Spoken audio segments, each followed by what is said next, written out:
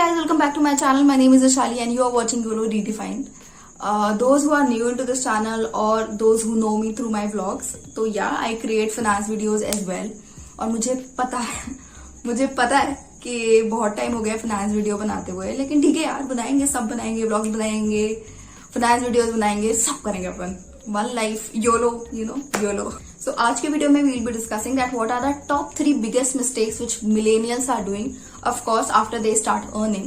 तो ये वीडियो उनके लिए बहुत इंपॉर्टेंट होने वाला है, those who have regular source of income.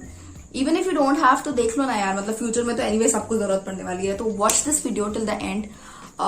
इस वीडियो में 3 पॉइंट्स हैं, बट हम एक को ही डिटेल में डिस्कस करेंगे because video might get longer. बाकी के 2 वीडियोस भी आएंगे, बट या. सो जो सबसे पहला पॉइंट है वो ये है that not having an emergency fund is the biggest mistakes which millennials are doing. और ये अगर if I have to create a pyramid, तो ये सबसे बेसिक चीज आएगी that once you start earning you should be having your emergency fund. उसके बाद आप इन्वेस्टमेंट्स करना शुरू करो, FD, RD, whatever you feel like doing. The very first thing should come as that you should be having emergency fund. Now the question comes up कि emergency fund होता क्या है? तो emergency fund is nothing but the fund which you create for emergencies. Wow. मतलब emergency के लिए रखा हुआ पैसा, you can think that way. अब क्वेश्चन आता है कि इमरजेंसी क्या क्या हो सकती है. तो इमरजेंसी ऐसा नहीं है कि I am saying that you should be saving for very critical disease or anything. Emergencies can be small things like losing your job. Obviously it's not a small thing, but yeah, if you lose your job after a while you will be getting the new job as well. लेकिन वो जो time period है उसमें survive करने के लिए you need money. दूसरी type की इमरजेंसी हो सकती है that you met a minor accident or something, then for that you got fracture or anything. और emergency can be like that your family needs the money. तो इन सारी situation के लिए आपके पास इमरजेंसी फंड होना चाहिए. अब जो नेक्स्ट चीज आती है वो ये है कि इमरजेंसी फंड का अमाउंट कितना होना चाहिए. तो I research a lot and as per different people I found कि emergency fund can vary from 3 months to 1 year of your monthly salary. But I personally feel that monthly salary is not a good thing to consider. I'll tell you the reason. But right now, let's set it into a number that your emergency fund should be the 6 months of your monthly expenses. Monthly expenses क्यों बोल रही हूँ? There is a reason to it. So let's say that in case you lose your job, right? That is the situation of emergency for you. So you might not go on a trip, or you might not save for a trip, or you probably will cancel your Netflix subscription, Amazon subscription and everything. तो ये सारी चीजें emergency के time पे आप नहीं करोगे. इस वजह से the basic thing is that you should be saving the money which is very much important for you to sustain और सर्वाइव. एग्जाम्पल के लिए it can be rent, your electricity bill, your water bill, your gas or petrol bill, your Wi-Fi bill, mobile recharges which you do, and the most important thing, the food. So ये सारी चीजें मिला के आप calculate कर सकते हो कि आपकी मंथली एक्सपेंसेस क्या है. And if you'll multiply this number by 6, you'll get the amount which you should be keeping as emergency fund. So let's take an example कि आपकी मंथली एक्सपेंसेस जो है it is 30K per month. तो if you'll multiply it by 6, it will come around 1.8 lakhs. और this should be the amount of your emergency fund. अब आते हैं एक बहुत इंपॉर्टेंट क्वेश्चन पे कि ठीक है आपका इमरजेंसी फंड तो 1.8 lakhs होना चाहिए. ठीक है, हो गया, कर लिया हमने इतने पैसे जमा. Now comes the question that where will you park this money? Because obviously this is a big amount और इमरजेंसी का ऐसा तो है नहीं. It might happen that you never face any emergency of that sort of, और या फिर आपको बहुत ही जल्दी इस पैसों की जरूरत भी पड़ जाए.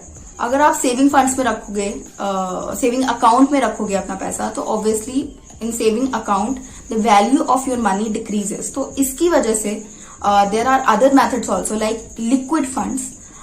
लिक्विड फंड्स में क्या होता है कि इसमें जो रिस्क होता है ऑफ काफी कम होता है और आपका पैसा मार्केट में इन्वेस्ट होता है, लेकिन स्टिल ये वोलेटाइल नहीं होता है इतना. मतलब मार्केट के चेंजेस के साथ ये जो वेरिएशन होता है इन सारे फंड्स में वो काफी कम होता है. एंड इस वजह से वहां पे पैसा पार्क करना it's a good option. But now comes the thing, मतलब आई पर्सनली फील कि what if you need that particular money in case of your emergency और उसी टाइम पे मार्केट पे डिपो, तो in that case you will be at loss. So what I personally feel कि whatever the amount is, let's say 1.8 lakhs, so I will probably divide this money into two halves or maybe 1/3 or 2/3, और एक particular set तो मैं अपने savings account में ही रखूंगी so that I can get the money whenever I want. और liquidity बहुत फास्ट होती है सेविंग्स अकाउंट की, that's why I would like to keep my money over there. उसके अलावा जो दूसरा पोर्शन है, I would rather go with auto sweep facility which is being provided to us in all of our bank accounts. ये auto SVEEP facility क्या होती है कि अगर लेट्स से आपने इसे इनेबल करा रखा है अपने अकाउंट में, अपने बैंक अकाउंट में, किसी भी बैंक में हो सकता है, तो after a particular amount of time, that for me it has been set to 25,000. तो if I have more than 25,000 in my account at a particular date, let's say I have selected 25th of every month, तो in case मेरे account में हर महीने की 25 तारीख को अगर 25,000 से ज्यादा रुपए हैं, तो whatever the reminder amount is, उसकी ऑटोमेटिकली एक एफडी क्रिएट हो जाएगी. इसका क्या फायदा है कि आपको हर बारी जाके बैंक में एफडी करानी नहीं है, ऑटोमेटिकली आपकी एफडी हो जाएगी और आपको एफडी के ही रिटर्न्स मिलेंगे. While if you keep your money in the savings account, तो फिर ऑब्वियसली सेविंग्स अकाउंट के तो इंटरेस्ट कम ही होते हैं एफडी से. इस चीज का एक बहुत इंपॉर्टेंट फायदा है कि आपके अकाउंट में हमेशा ही पैसा होगा. लेट्स से आपका कोई बिल बना 30K का, 25,000 आपके अकाउंट में ऑलरेडी थे और आपकी 5K की ऑटो स्वीप मैकेनिज्म से एफडी हो चुकी है. लेट्स से लेकिन अगर आप डेबिट कार्ड से पेमेंट करोगे 30K का, तो it will not deny your card, आपका ऑटोमेटिकली 30K का अमाउंट डिडक्ट हो जाएगा, बिकॉज ये ऑटोमेटिकली पैसा फ्लो कर जाएगा आपके सेविंग्स अकाउंट में. इसके ऑल्दो थोड़े बहुत चार्जेस होते हैं, because obviously you are creating the FD and then in a way you are breaking it, तो इसके थोड़े बहुत आपको पैसे देने पड़ जाते हैं. But that is also fine, right, that in case you are parking your money for 5-10 years as an emergency fund, और फिर उसके बाद अगर आपको ब्रेक करना भी पड़ जाए तो not a big thing. I personally feel that this is a safer way of parking your money. तो that's all about emergency fund. तो emergency fund एकदम pyramid की basic चीज में आएगा, that this is the bare minimum thing you should be doing once you start earning. उसके ऊपर आता है term insurance and health insurance all together. We'll first talk about term insurance. Term insurance क्या होता है? Brief में इसका यही मतलब है कि in case you are holding the term insurance, so in case of your death, whatever the amount for which you have taken the term insurance, it will be allocated to your nominees. इसके बारे में बहुत ही detail में हम discussion करेंगे, because it's a very very very important thing to do before doing any mutual fund investment, before doing any FDs, RDs or anything, before buying any property, before having any car or anything. You should be going for term insurance. That's a way to secure your family and dependents. The next thing which comes up, that you should be having the health insurance. और इस चीज को लोग कई बार मतलब लोग emergency fund भी बना लेते हैं and then people go for term insurances also. लेकिन health insurance is a part where we sometime miss it out because of the thing that may be we are young or we don't feel the need of having health insurance, क्योंकि mostly ऐसा होता है कि लोगों को इतनी कभी health की इश्यूज आते नहीं है until they are into their 30s और 40s. तो इस चीज को निग्लेक्ट कर देते हैं. और एक और बहुत बड़ा रीजन है कि once we start working in the corporate sector, तो we automatically get some sort of health insurance from there. तो इस वजह से ये पार्ट भी काफी ज्यादा ओवरलुक हो जाता है.